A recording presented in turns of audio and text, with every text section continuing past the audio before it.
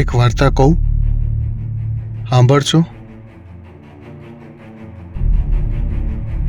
ધ્યાનથી સાંભળજો.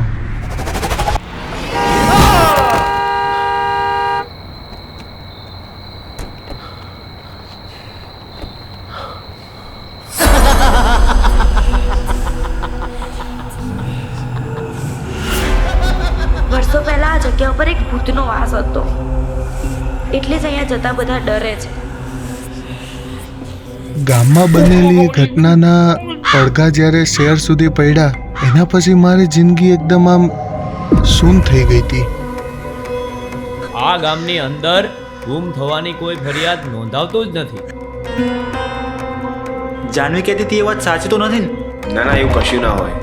એવું લાગ્યું કે જાણે એ ઘટના બાદ જિંદગી અનેક જવાબ માગી રહી છે. એ શું કહેવા માંગતી હતી કાંઈ ખબર નહોતી, પણ એવું લાગી રહ્યું હતું કે જિંદગીમાં કોઈક જૂની ઘટનાની નવી વાર્તા પગલાં પાડી રહી છે.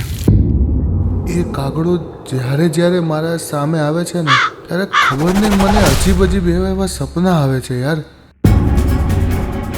મને એ ખબર નહોતી કે જે હું અનુભવી રહ્યો છું એ દેખવા લાયક નહોતું, કે જે હું જોઈ રહ્યો છું એ અનુભવવા લાયક નહોતું. પણ મને એ ખબર છે કે એ અનુભવ મને હું બનાવી ગયો.